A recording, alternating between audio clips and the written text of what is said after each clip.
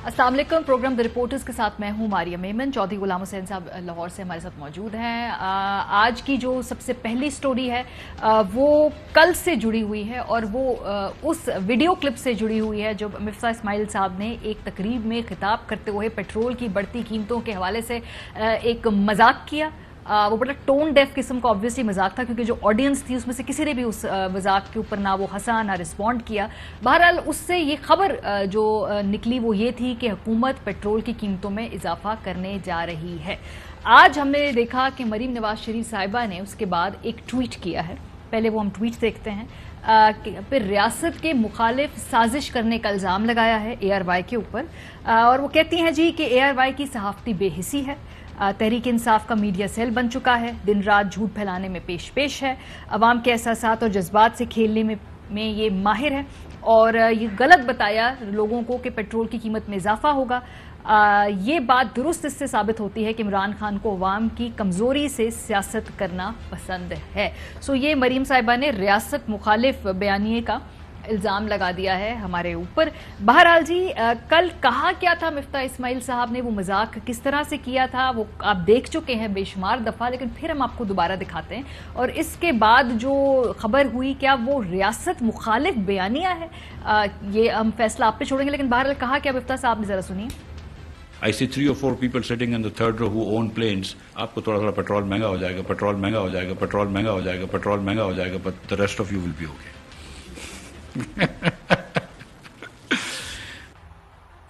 इस पूरे एपिसोड से जो सबक सीखा है वो ये है कि इन हसास मामलात पे मजाक भी नहीं करना चाहिए है, क्योंकि मजाक भी अगर अपने आप तरीके से कर रहे हैं तो वो मिसकंस्ट्रू हो सकता है, उसका गलत मतलब लिया जा सकता है। वो फिर उसके जो हमने असरात देखे, कल लोग पेट्रोल की लाइनों में खड़े रहे कई कई घंटे, क्योंकि उनका ख्याल था कि पेट्रोल की कीमत बढ़ने जा रही है। सो इस तरह के जो पब्लिक सेंटिमेंट से जुड़े हुए मामलात हैं, फ्यूचर में इसके किस्म के मजाक करने से परहेज किया जाए। इस पूरे एपिसोड से एटलीस्ट मैंने तो ये सीखा है। बहरहाल जो ARY की क्रेडिबिलिटी के हवाले से सवाल उठाया है, सो अगर हम 1.5 महीने में ज़रा इस पूरे रजीम की क्रेडिबिलिटी का एक चेक लिस्ट आपके सामने रखें, सिर्फ पेट्रोल की कीमत को ले लेते हैं, क्योंकि कल पेट्रोल की कीमत के हवाले से मजाक हुआ था।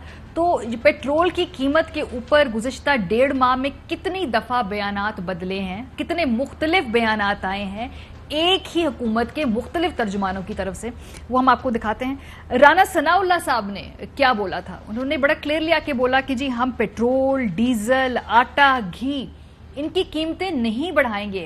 वो वजीर थे, एक सीनियर पोजीशन में, रिस्पॉन्सिबल पोजीशन में थे। क्या कहा उन्होंने, सुनिए। हमने ऐसी किसी चीज की कीमत, वो पेट्रोल हो, वो आटा हो, वो घी हो, वो चीनी हो, आम आदमी के इस्तेमाल की जो चीजें हैं, हमने उनमें इजाफा नहीं करना। कोई जरूरी नहीं है कि पेट्रोल की कीमतें ही बढ़ेंगी तो IMF जो है वो उसका एतमाद बहाल होगा।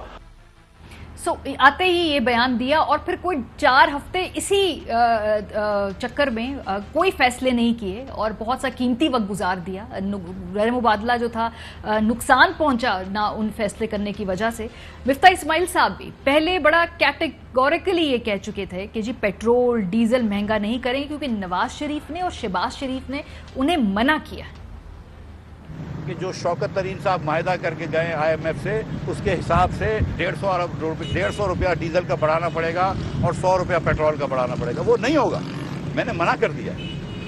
शहबाज शरीफ ने मुझे मना कर दिया, मुझे मियां नवाज शरीफ ने भी मना कर दिया। ऐसा कोई माहिदा नहीं होगा जिस ठीक है, ये हम सिर्फ इसलिए आपको याद करा रहे हैं ताकि थोड़ा सा क्रेडिबिलिटी की जो वो बयानियां है ना, वो आप खुद भी तय कर लें कि भाई क्रेडिबिलिटी किसकी ज़्यादा बड़ी यहाँ स्टेक पे। सो अभी सिर्फ पेट्रोल की कीमत की बात की, अभी बाकी कीमतें और बाकी तमाम एस्पेक्ट्स पे बयानात हमने नहीं निकाले हैं। मरियम साहिबा जो थी, जब जलसे कर रही थी, ठीक है भाई आपके सामने एक अवाम है, आपने वहाँ पे अवामी बातें करनी, तो बड़ा कैटेगोरिकली उन्होंने एक कमिटमेंट दे दी कि कीमतें नहीं बढ़ेंगी, लोगों पर बोझ नहीं बढ़ेगा, करना पड़ा तो हुकूमत छोड़ देंगे। नवाज शरीफ के लिए किसी भी चीज की कीमत 1 रुपया बढ़ाना भी बहुत मुश्किल काम है। नवाज शरीफ कहता है हुकूमत छोड़ दूंगा लेकिन अपने लोगों पर बोझ नहीं डालूंगा। सो ये जो क्रेडिबिलिटी की टाइमलाइन है, इसमें जरा थोड़ा सा आगे जाते हैं और IMF जाने से पहले और IMF जाने के बाद सेम रजीम, सेम हुकूमत, सेम स्पोक्स पर्सन, बयानात में क्या फर्क है ये देखिए। IMF जाना पड़ेगा और वो प्रोग्राम जो शौकत तरीन साहब और इमरान खान साहब IMF से निगोशिएट करके आए थे, आज मुझे IMF जाना है, इंशाअल्लाह ताला ये बहाल करवाएंगे हम। मैं शौकत तरीन साहब के मायदे पे, इमरान खान साहब के मायदे पे चलता तो या तो नौकरी से निकाला जाता, या अगर मैं चलता तो इस वक्त 300 रुपए का पेट्रोल और डीजल होता। सो जी, चूंकि क्रेडिबिलिटी के हवाले से सवाल हो रहा था तो जरा चंद बयानात सिर्फ पेट्रोल के हवाले से हमने आपको याद कराए। अभी बहुत सारे जो बिजली की कीमतें, चीज़ों की कीमतें, उस पर एक अलग हमारे पास जो बयानात की ट्रेल, लेकिन वो हम नहीं इस वक्त सुनवा रहे, टाइम नहीं है हमारे पास, लेकिन वो बेशुमार हमारे पास इस हवाले से और कंटेंट मौजूद है। सो फिर दोबारा मुड़ के आ जाते हैं उसी ट्वीट के ऊपर जो आज मरीम साहिबा ने किया कि किस तरह से रियासत मुखालिफ बयानियां बना रहा है ARY न्यूज़। ये ऑडियो क्लिप विफ्ता साहब का सबने सुना है, उसमें वो क्लियरली मजाक कर रहे थे। खाली ARY नहीं, तमाम चैनल्स ने इसको रिपोर्ट किया। कई चैनल्स पे ये हेडलाइन थी कि वजीर साहब ने पेट्रोल की कीमत बढ़ाने का इंदिया दे दिया। ये मैं कोट एंड कोट को आपको बता रही हूं, मुख्तलिफ चैनल्स पे ये खबरें चली हैं। सो एक दफा दोबारा मिफ्ता साहब ने जो कल मजाक किया था वो हम आपको सुनवा देते हैं। क्या इससे क्या आप वही बात अखज़ कर रहे हैं जो बाकी लोग कर रहे हैं? क्योंकि अगर आप भी वही बात अखज़ कर रहे हैं जो हमने की, तो उसका मतलब है कि शायद आप भी रियासत मुखालिफ बयानिया का बनाने के एक तरीके से जिम्मेदार हैं। I see 3 or 4 people sitting in the third row who own planes. आपको थोड़ा पेट्रोल महंगा हो जाएगा, पेट्रोल महंगा हो जाएगा, पेट्रोल महंगा हो जाएगा, पेट्रोल महंगा हो जाएगा, but the rest of you will be okay.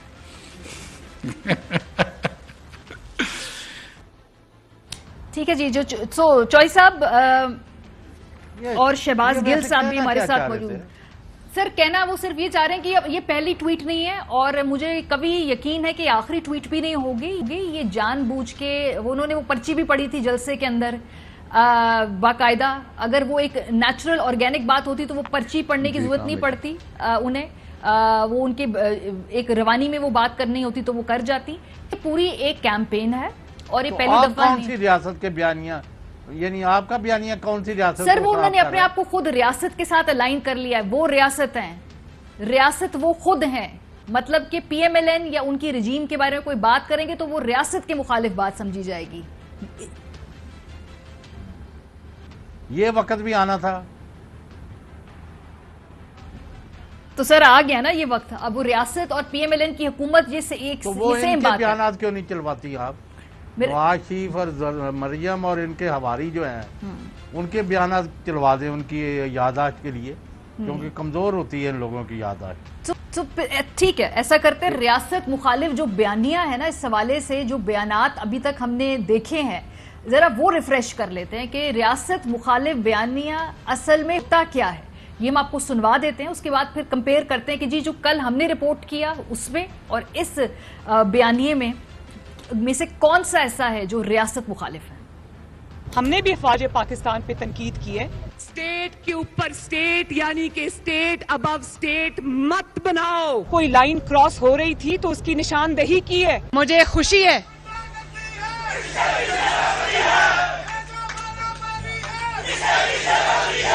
तनकीद मस्बत की है ताकि उन पर उंगलियां ना उठे। डरते हैं बंदूकों वाले, एक ने हत्ती लड़की से। खलाई मखलूक जानते हो ना?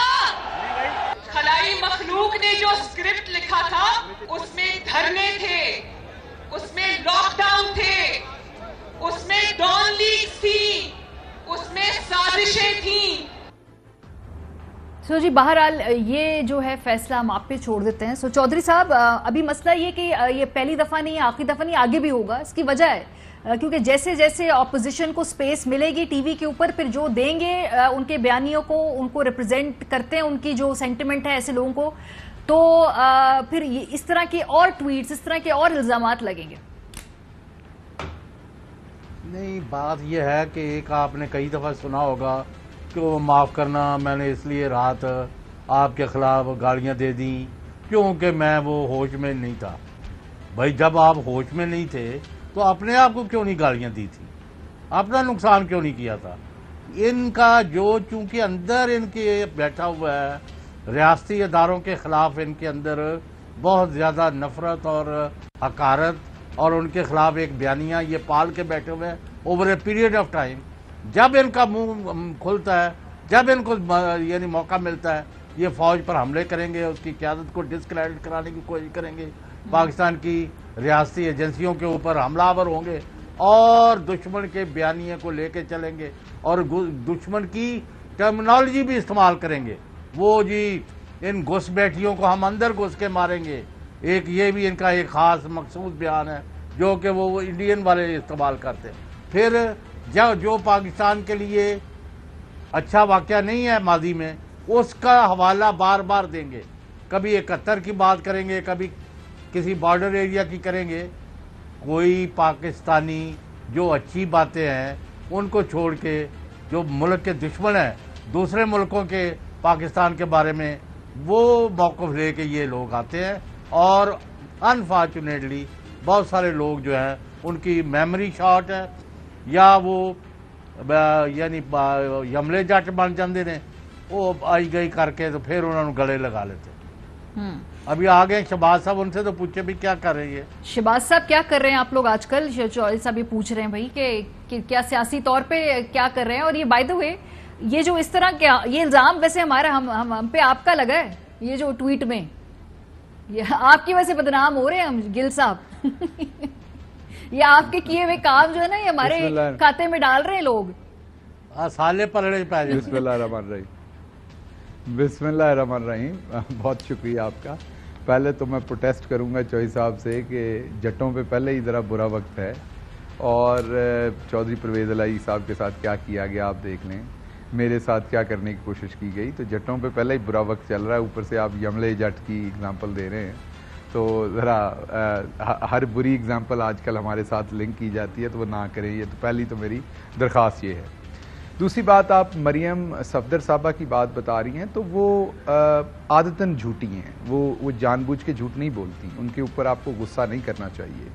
वो आदतन झूठी हैं और उनके साथ जो लोग बैठते हैं वो भी झूठ बोलते हैं। उनका ये काम है, तुर्रा इम्तियाज़ है उनका कि उन्होंने झूठ बोलना और इतना झूठ बोलना है कि वो सच नज़र आए।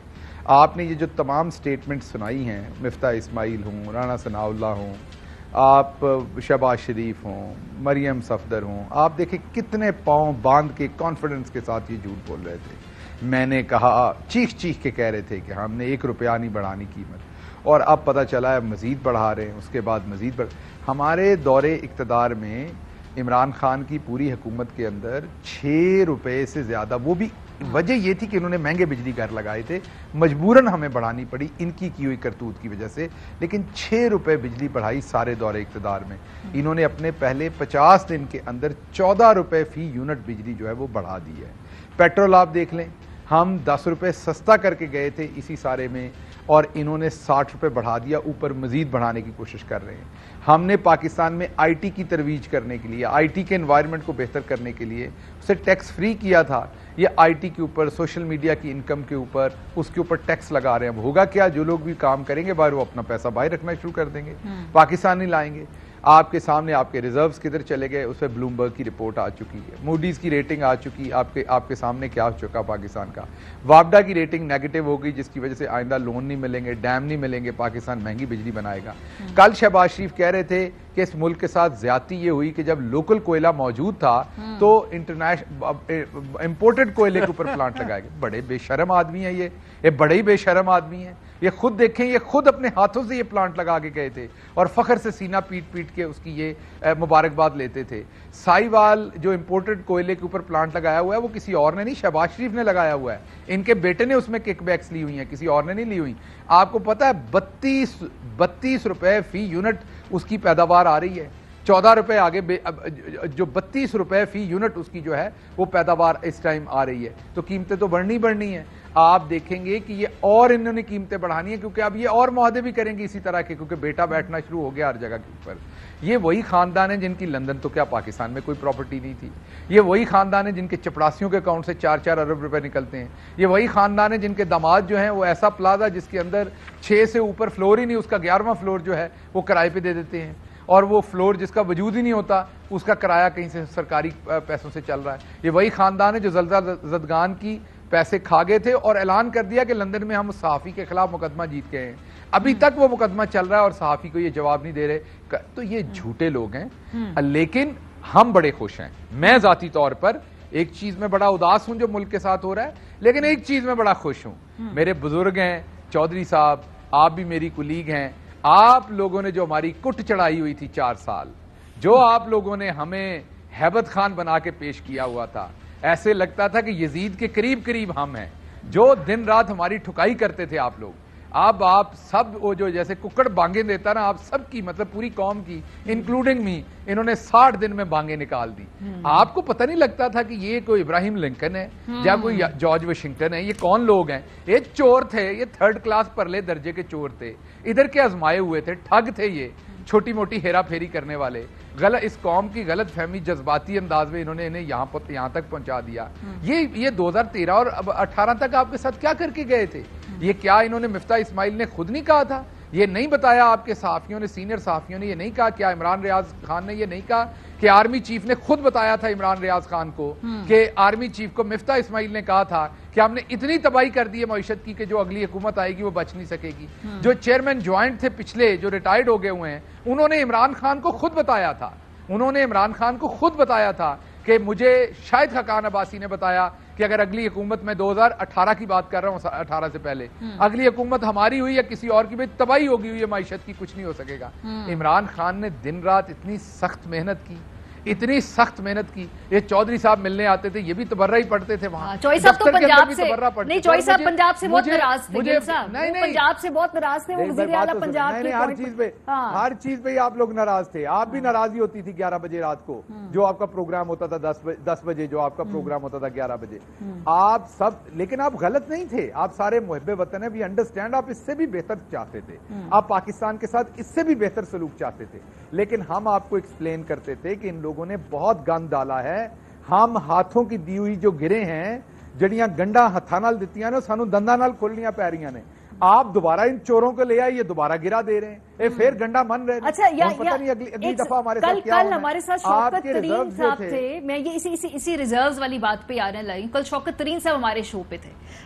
कल उन्होंने शो पे एक ऐसी बात कह दी जो ऑब्वियसली अगर शौकत तरीन साहब खुद ना कहते तो मुझे यकीन ना आता, लेकिन बहरहाल उन्होंने कहा कि जी कुछ हफ्ते पहले इसी दौरे हुकूमत में बुलाया गया मुक्तदर हलकों की जानिब से उन्हें, रजा बाकर को, हफीज शेख को, तारिक बाजवा साहब को और मिफ्ता इस्माइल साहब भी उसमें, यानी कि सिटिंग मिनिस्टर भी उसमें मौजूद थे।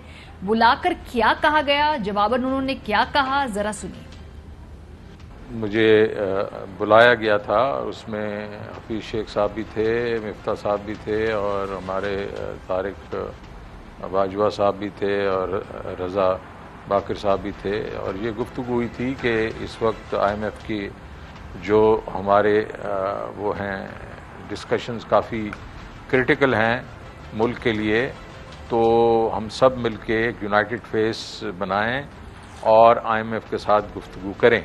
लेकिन अब अगर आप कह रहे हैं कि हम इस हुकूमत के साथ मिलके IMF को जाके ये कन्विंस करें कि वो हमारे साथ प्रोग्राम आगे लेके चलें, तो मैं वो करने को तैयार नहीं हूँ, क्योंकि इन्होंने हमें, हमारी गवर्नमेंट को डिस्टेबलाइज किया और हमें इन्होंने बाहर निकाला, हालांकि कोई ज़रूरत नहीं थी।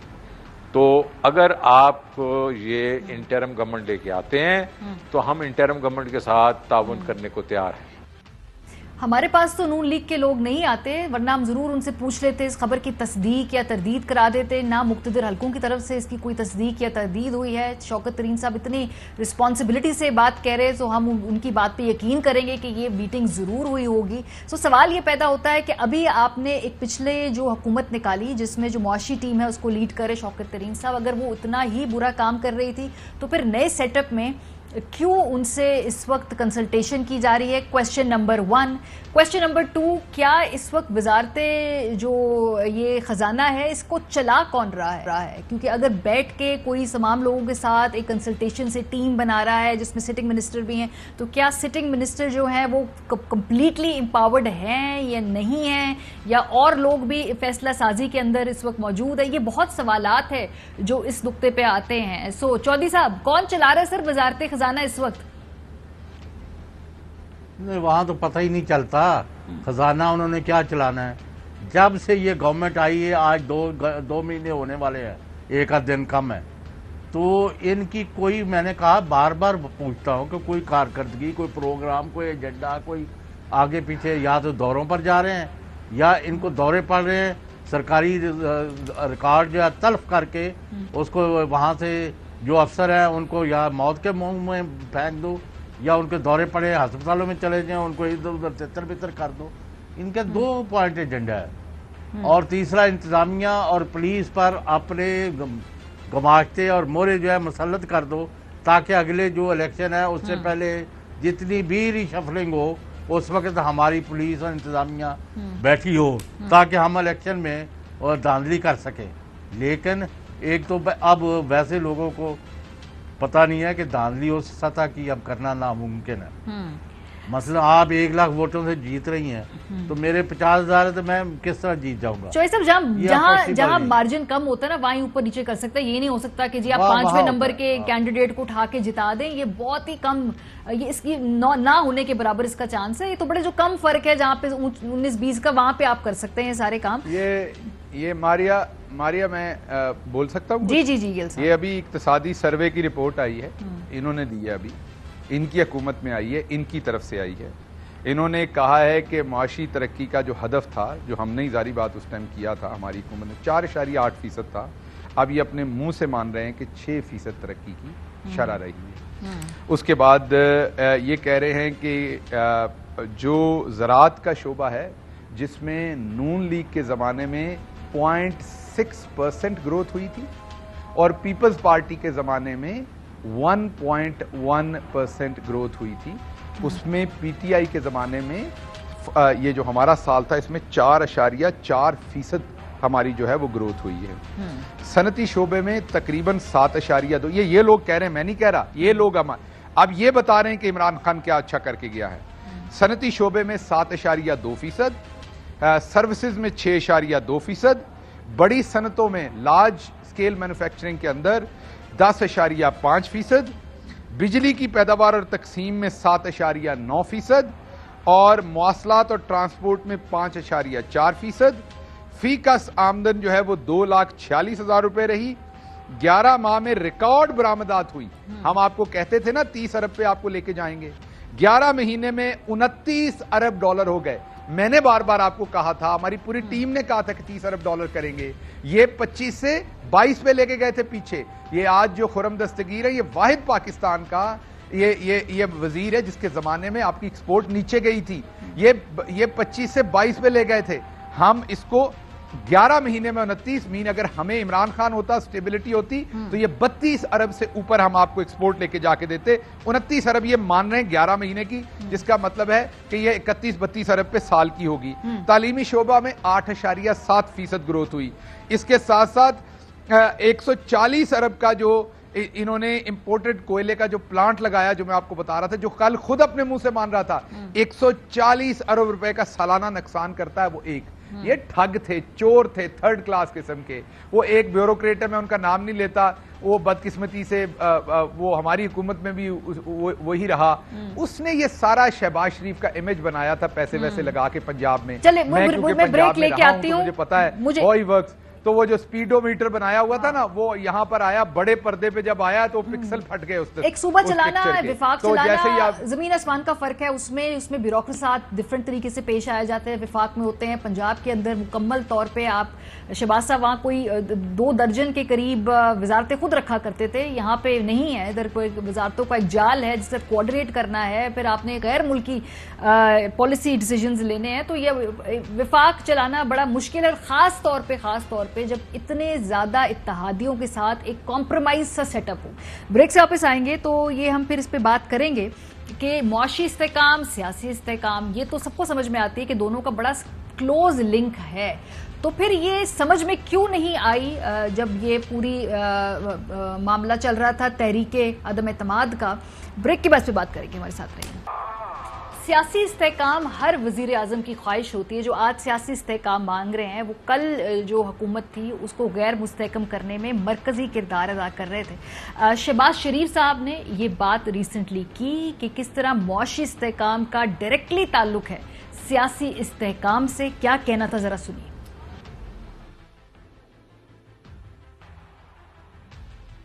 जब तक सियासी स्टेबिलिटी नहीं होगी, इकोनॉमिक स्टेबिलिटी आ नहीं सकती। दोनों चीजें आपस में जुड़ी हुई हैं।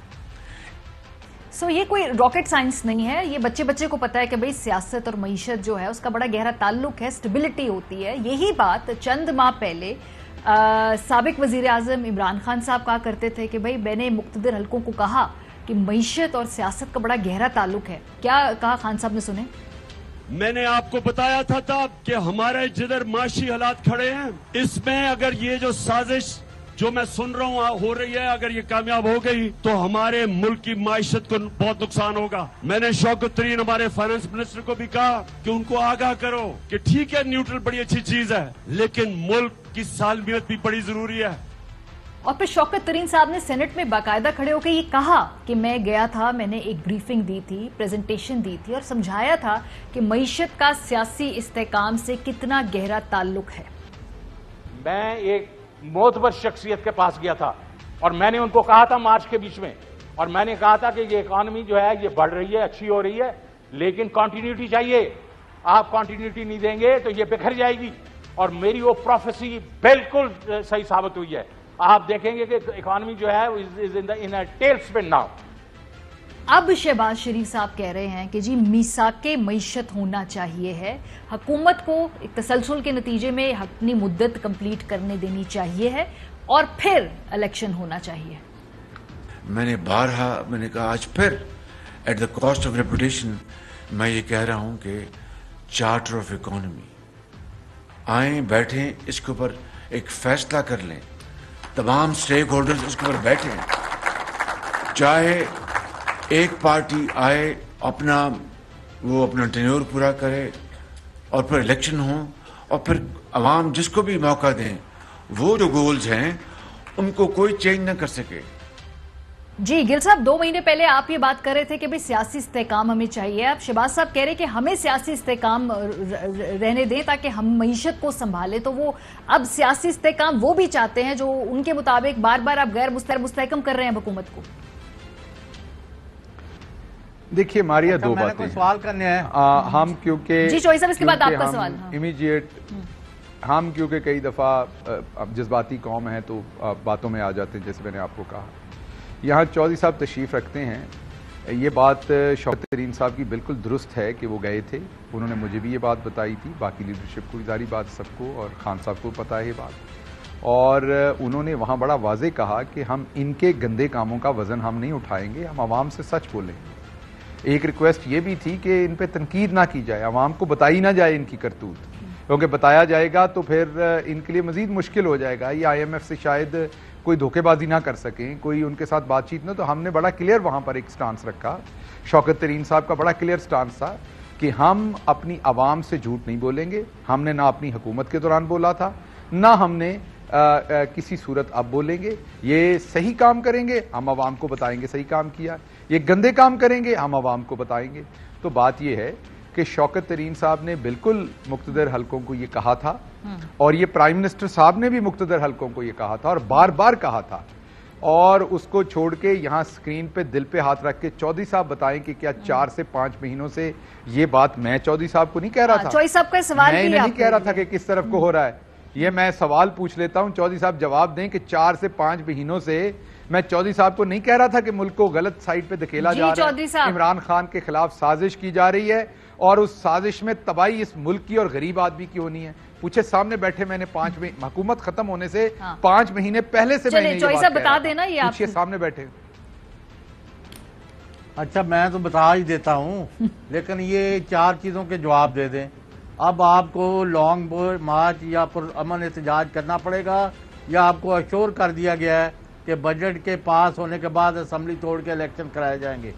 नंबर 1, आया लोगों का ये जो अंदाज़ा है कि आपने चूंकि इस्टेब्लिशमेंट से नाकाबिले तरदीद हद तक लड़ाई और जंग रखी हुई है, तो वो आप अब इक़्तिदार में नहीं आएंगे, सिर्फ लड़ाई बड़ाई में लगे रहेंगे। नंबर 2 और नंबर 3, 4 साल से चौधरी गुलाम हुसैन और दूसरे लोग जो आप पर प्राइवेटली ज़्यादा और पब्लिकली कम तनकीद करते थे कि आप ये गलत हो रहा है और ये लोग गलत है, आया आपने अपनी गलतियों के ऊपर कोई रीविजिट किया है, या जहां आप जिस तरह ये लोग जिधर से छोड़ के गए थे वही करप्ट और लूट मार वाले लोगों को वहीं बिठा दिया है कि आपने भी वहीं से शुरू करना है, क्योंकि लोगों ने आपके ऊपर इत्मीनाद कर दिया है, लिहाजा आपकी जो गलत कारियां थी उस पर भी इत्मीनाद हो गया। रही अच्छा, वो बात, साहब एक सेकंड, ये 4 सवाल है ना गिल साहब, ये इनका जरा आप मेंटली नोट ले लें, ब्रेक से वापस आके इन सवाल के आपने जवाब देने हैं। ठीक, हमारे साथ रहिए आप लोग। Welcome back. आखिरी सेगमेंट है, मुख्तसर वक्त है। गिल साहब, वो चौधरी साहब का सवाल है, उसको दोबारा समराइज कर देती हूँ उन लोगों के लिए जिन्होंने अभी टीवी लगाया, कि भाई अपनी पुरानी गलतियों से सीखेंगे या नई गलतियां करेंगे वापस आके, या फिर वो पुरानी गलतियां ही दोहराएंगे? देखिए चौधरी साहब, बात यह है कि मेरी मौजूदगी में आप इमरान खान साहब से मिलते रहे और जितना खुल के आप तनकीद उनके साथ मुलाकातों में करते रहे, शायद ही किसी और हुक्मरान के साथ आपने की हो। उस टाइम भी अगर कोई ऐसी गलती हमसे हुई जो सोच के नहीं हुई, उसका नतीजा गलत निकला, तो बिल्कुल हम इंसान हैं, गलती के पुतले हैं, हम दोबारा उसको दुरुस्त करने की पूरी कोशिश करेंगे। ये इमरान खान साहब ने बार बार कहा है। लेकिन क्या आपको हमारा कोई मकसूद चपरासी मिला है जिसके अकाउंट से 4 अरब निकले हैं? क्या हमारे चपरासियों के अकाउंटों से 4 अरब निकले हैं? ये आज हमें कह रहे हैं कि एक इकट्ठे बैठ के इकोनॉमिक हमें एग्रीमेंट करना होगा। आप पहले मकसूद चपरासी वाली लूटी हुई दौलत लाएं, एवन फील्ड वाली लाएं, पाकिस्तान के कौमी खजाने में जमा करवाएं, माफ़ी मांगें कौम से अपनी लूट मार की, फिर आपसे कोई बात करने को तैयार होगा। शायद ऐसे तैयार नहीं होगा कि आप लूट मार करने के बाद आप कहें अब इकोनॉमिक पैक्ट कर लें आपके साथ बैठ के। दूसरी बात जो चौधरी साहब ने की कि आप जो आपका सवाल था कि जमहूरियत के अंदर देखिए बहुत सारी लिमिटेशंस हैं। एक लूली लंगड़ी हुकूमत थी, 116 सीटें थी, उसके अंदर भी बहुत सारे लोग जो थे वो इशारों पे और उनकी डोरियां कहीं और थी। आपकी एक्सपेक्टेशन हमसे ऐसे थी जैसे एक किंग हो और उसके पास आपने एब्सोल्यूट पार दी हो। आपने सऊदी अरब के अंदर देखा, उन्होंने पकड़ा बंदों को 5 स्टार होटल के सवाल का जवाब दे दूं आज रिकॉर्ड 5 स्टार होटल्स के अंदर रखा। 6 अरब डॉलर जब रिकवर हुआ तो इमरान खान को इस तरह की पावर। हाँ। आप एक लूली लंगड़ी हुकूमत देंगे तो उसमें जो इमरान खान ने डिलीवर किया है वो आउटस्टैंडिंग है। अगली दफा आवाम 2/3 मेजोरिटी देगी तो जो बल कस रह गए हैं इंशाल्लाह इन चोरों के निकालेंगे और आपको इंशाल्लाह ताला चौधरी साहब अपनी बात आपको अगर मुकम्मल कर लें इसी दौरान। जी अच्छा, वो ये ठीक है, शहबाज गिल अपनी मेहनत से, जहानत से, कुर्बानी से, लॉयल्टी से यहाँ पहुँचा जिधर बैठा हुआ है, वरना आपके मारिया आपने शो में कोई नहीं बुलाना था शहबाज गिल को। हैविंग सेड दिस, ये फैक्ट है, ये मतलब है इन्होंने ग्रो किया है ऑफिस में, मौका मिला है उसके। लेकिन अनफॉर्चुनेटली चॉइस अब वक्त खत्म हो गया है। मैं आपका ना सवाल मुकम्मल हो पाएगा, फिर कल दे देंगे, फिर लेना पड़ेगा सर, फिर बुलाना पड़ जाएगा मुझे लगता है अगले हफ्ते। इसका बाकी का जवाब कल वैसे दे दूंगा रिकॉर्ड। चले आप रिकॉर्ड पे दे दीजिएगा। बहुत शुक्रिया, आपका वक्त खत्म हो गया। अपना फीडबैक देना मत भूलिएगा। ख्याल रखिए, खुदा हाफिज़। अहम तरीन खबरें अब एक क्लिक की दूरी पर। आपके पसंदीदा टॉक शोज हों या अहम मुल्की या गैर मुल्की शख्सियात की न्यूज कॉन्फ्रेंसेस, हर लम्हा बाखबर रहने के लिए सब्सक्राइब करें हमारा YouTube चैनल। मौसम की सूरत हाल हो या खेल के मैदान से खबरें, अपने मोबाइल फोन से मुल्की और बैनुल अक़वामी अहम खबरों तक रसाई के लिए डाउनलोड कीजिए मोबाइल ऐप।